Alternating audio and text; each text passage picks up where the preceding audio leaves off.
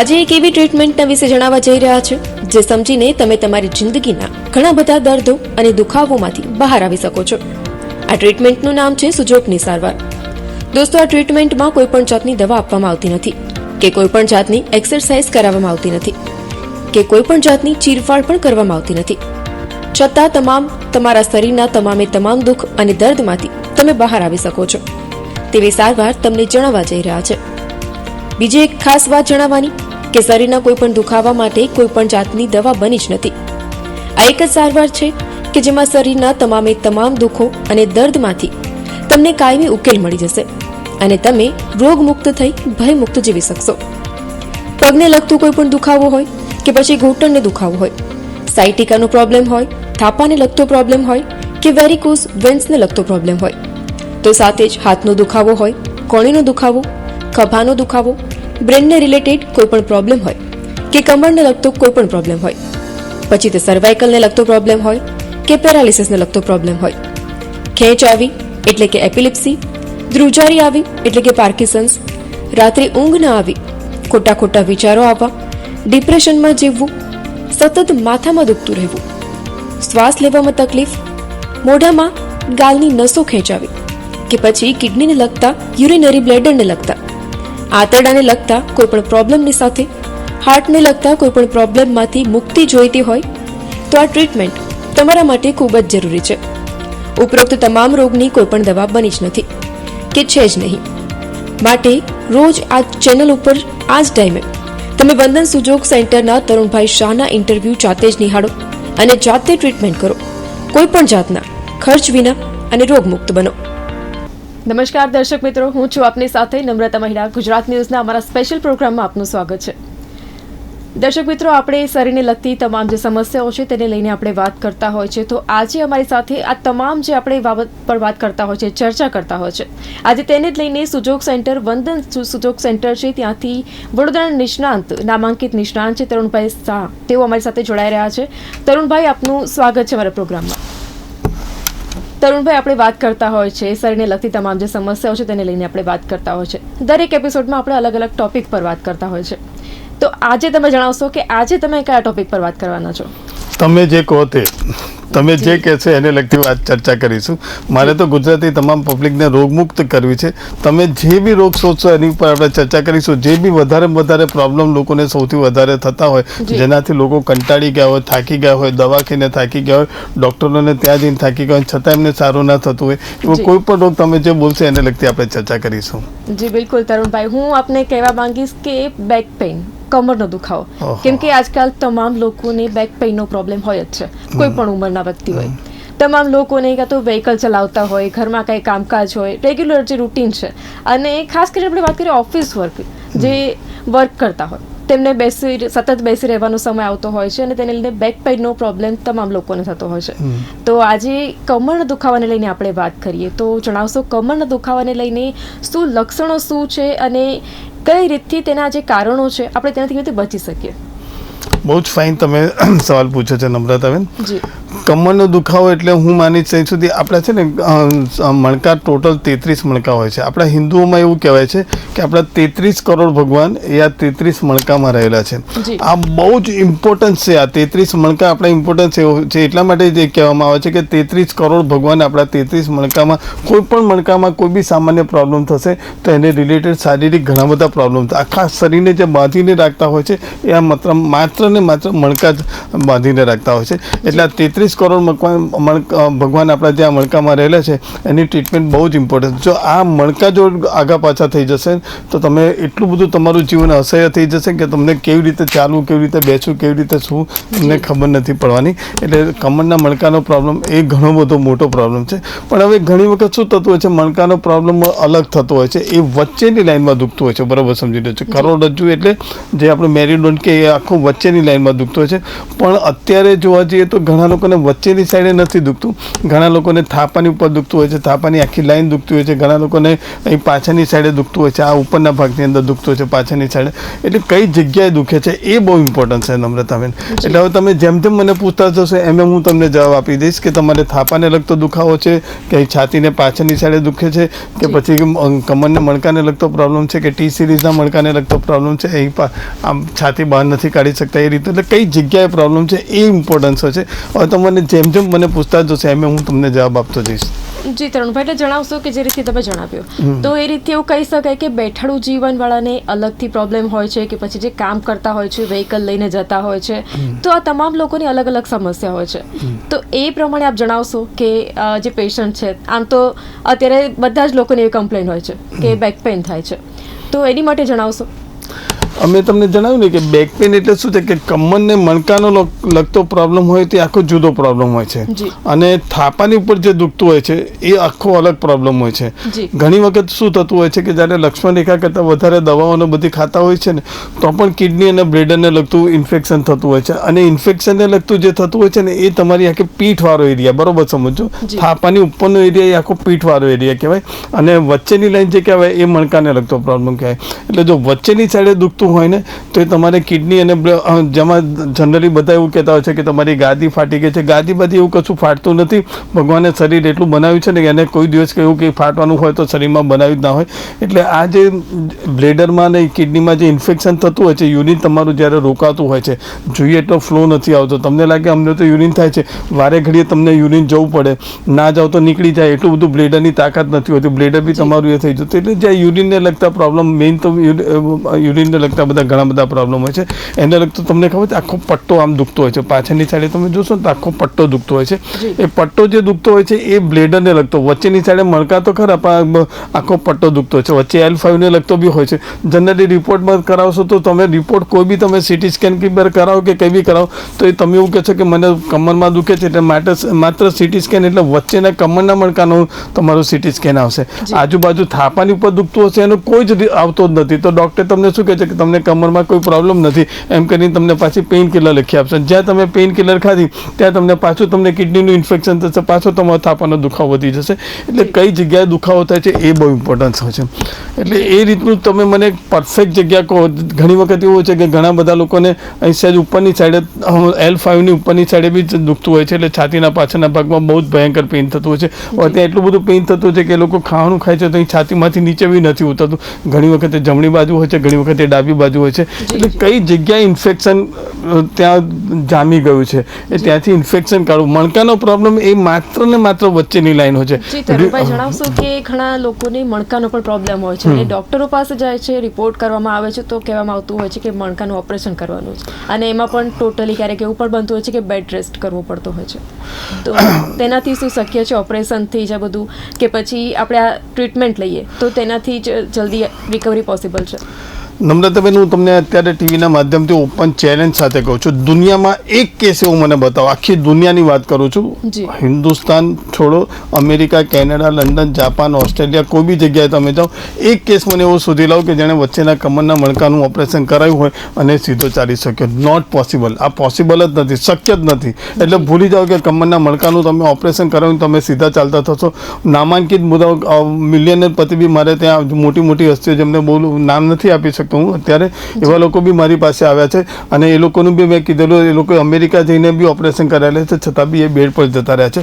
કમરના મણકાનું operation કોઈ પણ સંજોગોમાં સક્સેસ થતું નથી, અને મણકાનું ઓપરેશન માટે માત્ર સિમ્પલ એક જ ટ્રીટમેન્ટ. મારેથી એવા બી કેટલા પેશન્ટ આવેલા છે કે હવે બહુ આપણે ડીપમાં નથી જતા પણ એને લગતો કોઈ ઓપરેશન કે પોસિબલ નથી કે ક્યોર થાય, પણ મોટા ભાગે જોવા જઈએ તો સાદી ટ્રીટમેન્ટ બી તમે કરશો ને તો 100% ક્યોર થશે. અને એના કરતાં બી વધારે શું છે, કમરના મણકાને લગતા પ્રોબ્લેમ કરતાં આજુબાજુના જે પીઠના દુખાવા હોય છે, થાપાને દુખાવા હોય છે, થાપાની આખી લાઈનમાં જે દુખતું હોય છે એ દુખાવા બહુ જ ઇમ્પોર્ટન્સ હોય છે. સૌથી પહેલાં તો તમારે એ મટાડવા જોઈએ, અને એ મટાડવા માટે હું તમને અત્યારે ટીવીના માધ્યમથી તમને કહીશ કે સૌથી પહેલાં યુરિનરી બ્લેડર અને કિડનીનું ઇન્ફેક્શન તમારે કોઈ પણ સંજોગોમાં મટાડવું જ પડશે. જો તમારું યુરિન રોકાય છે, બરોબર સમજી લેજો, યુરિન રોકાય છે, તમારું યુરિનનો એટલો જોઈએ એટલો ફોર્સ નથી આવતો, જેટલી ક્વોન્ટિટીમાં થવો જોઈએ એટલી ક્વોન્ટિટીમાં નથી થતો, બરોબર સમજી લેજો. ક્વોન્ટિટી અલગ શબ્દ થયો, જેટલી ક્વોન્ટિટીમાં ફોર્સ એટલે કેટલે દૂર સુધી તમારી, આવું મારે ટીવીના માધ્યમમાં બોલવું ના જોઈએ, છતાં હું બોલું છું, સમજી શકો. આ તો મેડિકલ લાઈન છે એટલે બોલાય એવું છે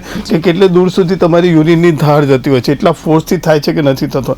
આ બી બધી બહુ વસ્તુ ગણવામાં આવે છે. તમે યુરિન જાઓ અને પછી થોડી વાર પાછું યુરિન થાય એટલે મન થાય જવાનું, પાછું તમે જાઓ એટલે યુરિનનો તમારામાં તમે જાઓ તો પૂરેપૂરું સેટિસ્ફેક્શન નથી થતું કે મારું યુરિન પૂરેપૂરું નીકળી ગયું છે. થોડી વાર એને પાછું તમને જવાનું મન થશે, અને જો તમે નહીં જાઓ તો નીકળી જશે, કારણ કે બ્લેડરમાં તાકાત નથી કે. અને આવા જ્યારે પ્રોબ્લેમ થતા હોય છે, બરાબર સમજી લેજો.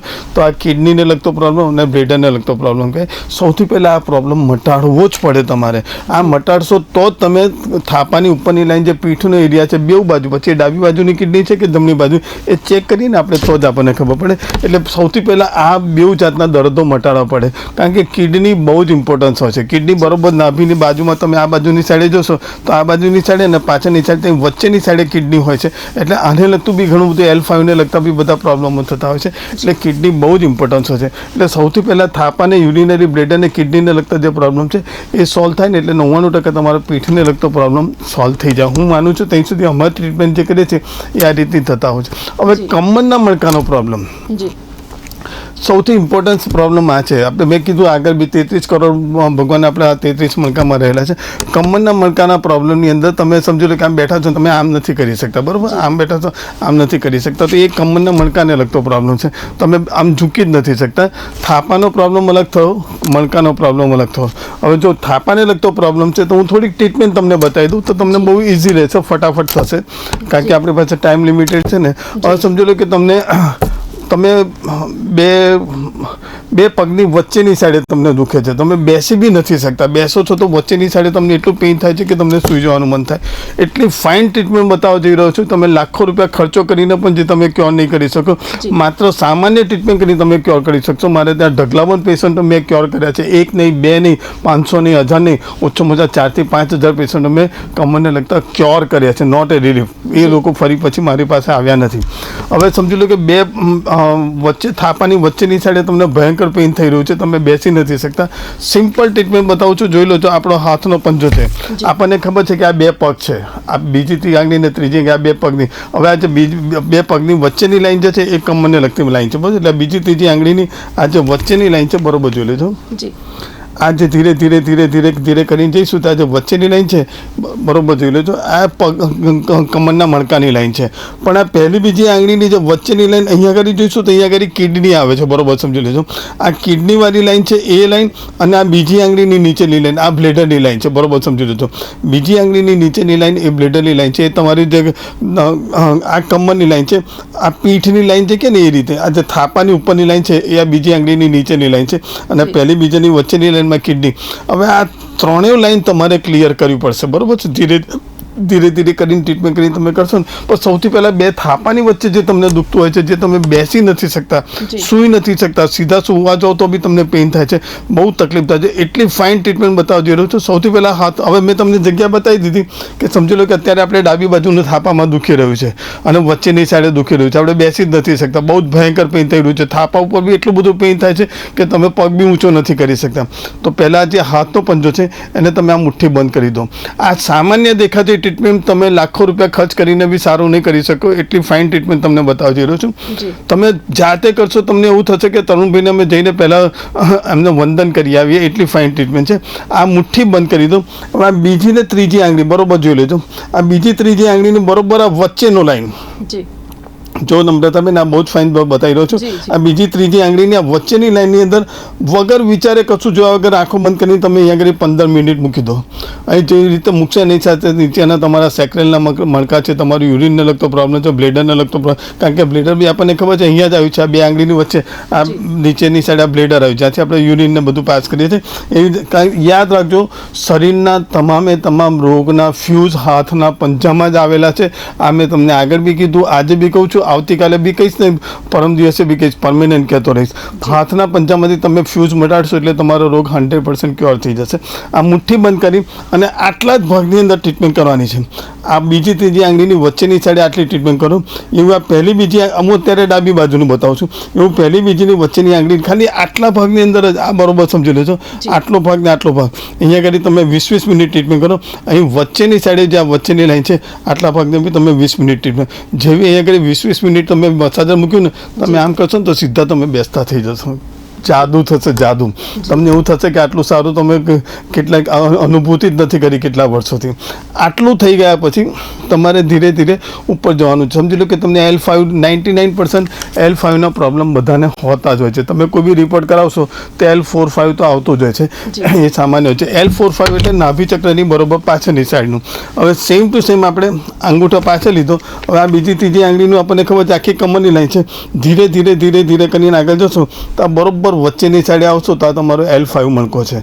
અહીંયા આગળ તમે 10-15 મિનિટ મૂકી દો. અહીંયા આગળ તમને પેઇન નથી થતું તો મૂકી રાખો. ધીરે ધીરે ધીરે કરીને અહીંયા સેજ ખાડા જેવું પડી જાય એવું કરી આપો. સેમ તમે આ બીજી ત્રીજી આંગળીની વચ્ચેની સાઈડ અહીંયા કરશો એટલે તમને ખબર છે કે નાભી ચક્રની સાઈડ પર જ કિડની હોય છે. એટલે તમે ડાબી બાજુની સાઈડ અહીંયા બી કિડની બી તમે ક્યોર કરી દીધી. અહીંયા 15 મિનિટ મૂકી રાખો. 15 મિનિટ અહીં મૂકો છો, 15 મિનિટ અહીં મૂકો છો. વચ્ચેની સાઈડે તમે 15 મિનિટ મૂકી રાખો. વચ્ચેની લાઈન આખી ધીરે ધીરે ક્લિયર કરી દો. 1 કલાક ટ્રીટમેન્ટ કરો. 1 કલાક પછી તમે જોશો ને તો તમને એવું લાગશે કે હું જ્યારથી સમજતો થયો ત્યારથી આ દુખાવો મને હતો, આ દુખાવો કેવી રીતે ગાયબ થઈ ગયો. સરપ્રાઈઝ લાગશે તમને. તમારો દુખાવો મટી જ જશે. તમે જો કન્ટિન્યુ કરશો તો મટી જશે. પણ યાદ રાખજો, બહુ જ ક્રોનિક પ્રોબ્લેમ છે.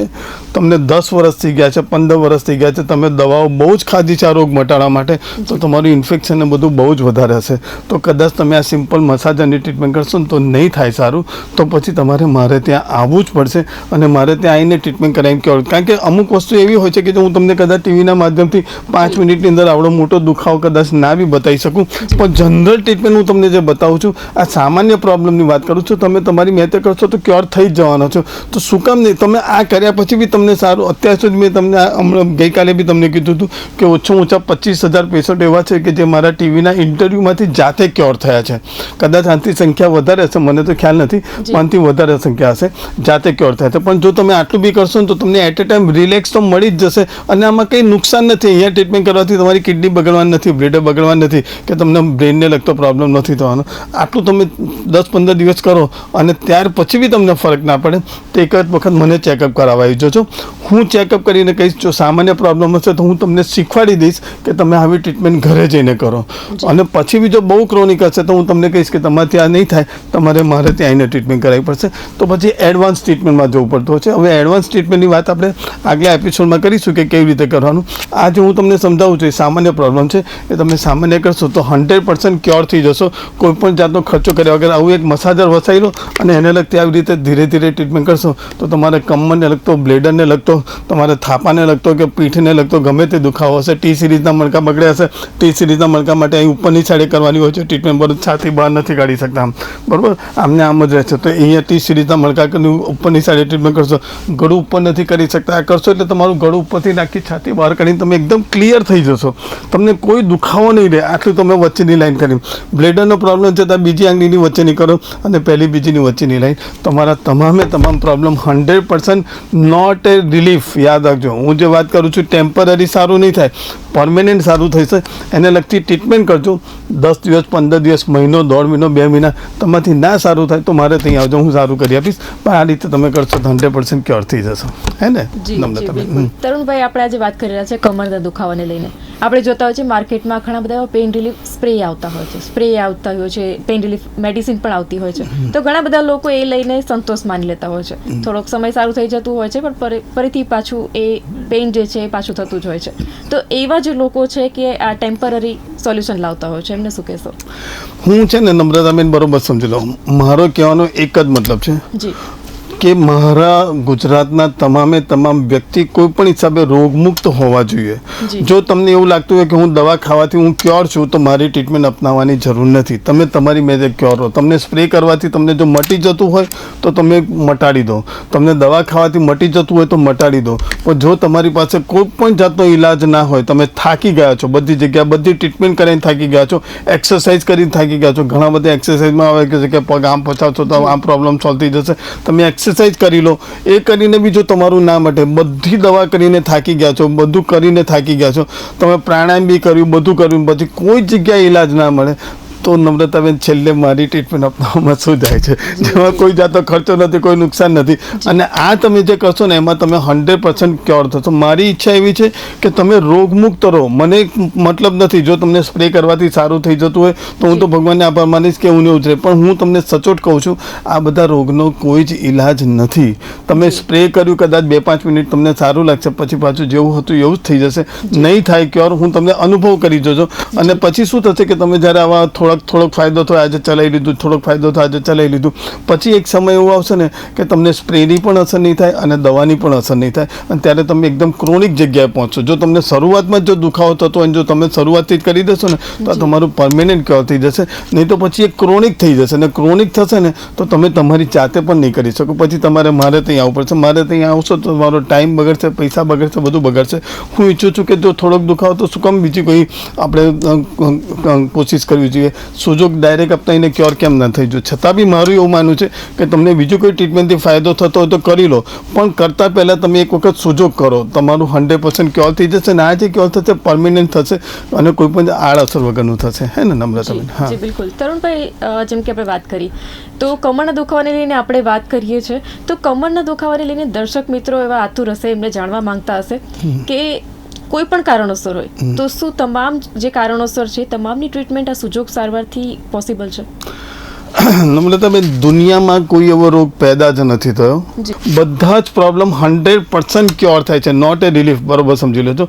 100% ફરી ના બગડે એવા ક્યોર થાય છે. પણ તમારી પાસે શીખવાની તાકાત જોઈએ અને થોડી ટ્રીટમેન્ટ કરવા માટે સમય આપવો પડે.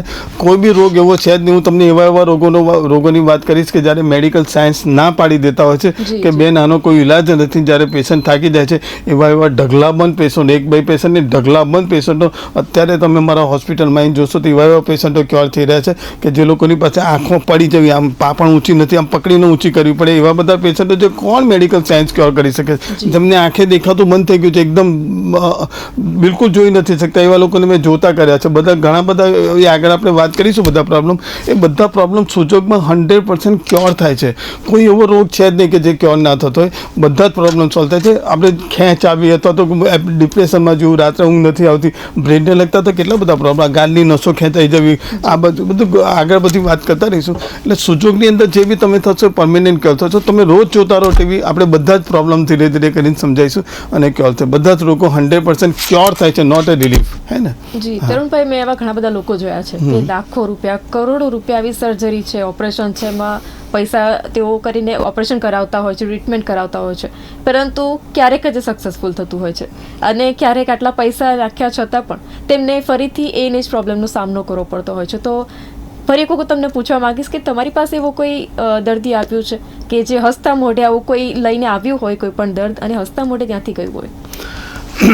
એક પેશન્ટની વાત કરું, એને કમરનો જ પ્રોબ્લેમ હતો.